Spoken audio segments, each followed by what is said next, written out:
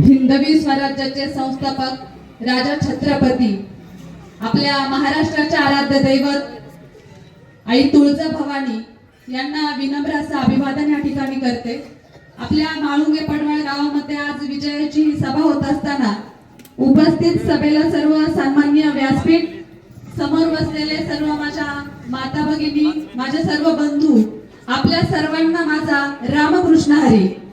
आज आपल्या सर्वांना माहिती आहे जिल्हा परिषद आणि पंचायत समितीच्या निवडणुका अगदी तोंडावर येऊ घातलेल्या आहेत। 2017 ला सुद्धा जिल्हा परिषद निवडणुकीसाठी त्या ठिकाणी मी उमेदवार म्हणून उभी होते आणि आपल्या सर्वांना माहिती आहे की आपल्या मनात कुठेतरी एक खंत राहिलेली आहे।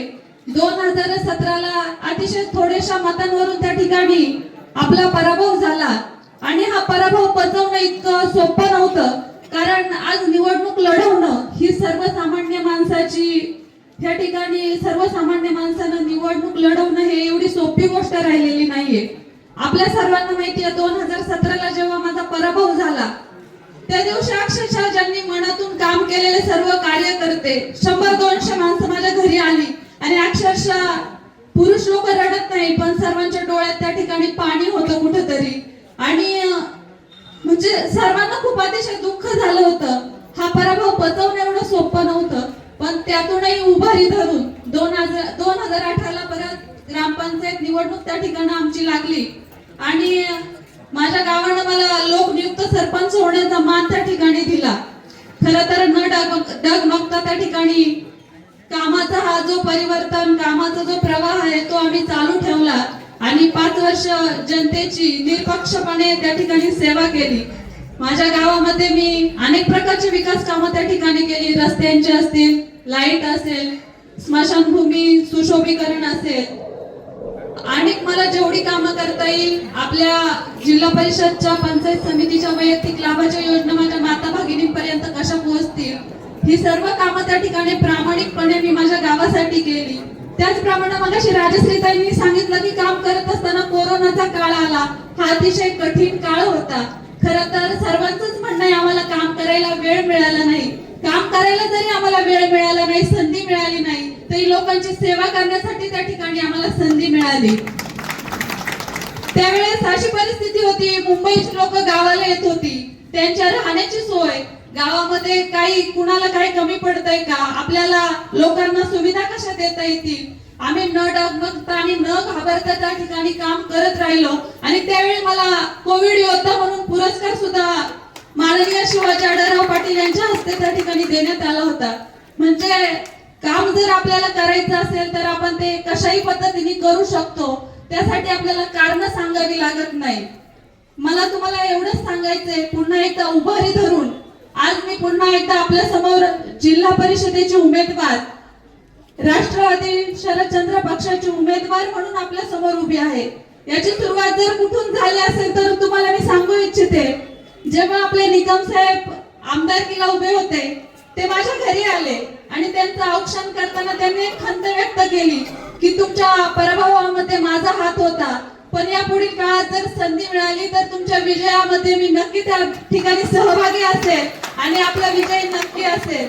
खरंच निकम साहेबांचे हे शब्द आज या ठिकाणी कुठेतरी खरे झाल्यासारखे मला वाटतायत। निकम साहेबांनी दिलेला शब्द पाळला आणि मला आपल्या कळंब चांडोली गटाची जिल्हा परिषदेची उमेदवारी त्यांनी या ठिकाणी दिली। आज ते आपल्यासाठी शेतकरी पुत्र, शेतकऱ्यांसाठी काम करणारे नेते, आपले नेते म्हणलं तर आज निकम साहेब आहेत। निकम साहेबांबद्दल बोलायचं झालं तर प्रत्येकाच्या सुखदुःखात ते नेहमी सहभागी त्या ठिकाणी असतात।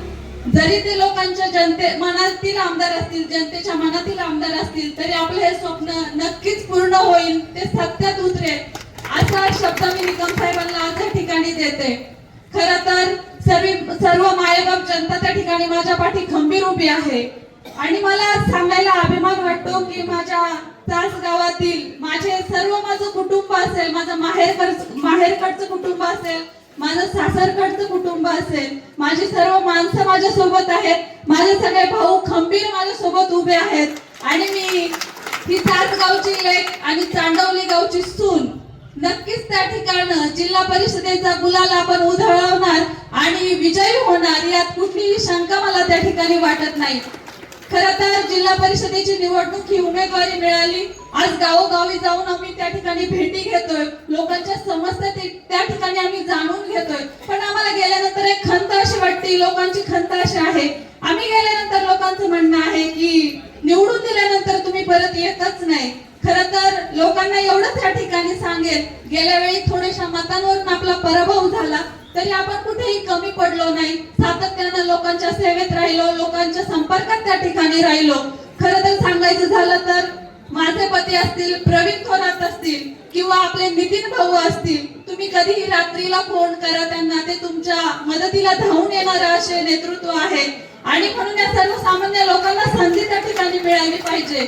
लोकांची जी खंत आहे, लोकांना बोलण्याची संधी आम्ही या पुढील 5 वर्षाच्या काळात त्या ठिकाणी देणार नाही. नक्कीच जनतेच्या संपर्कात राहून जनतेची सेवा करण्यासाठीच आम्ही या ठिकाणी उभे आहोत.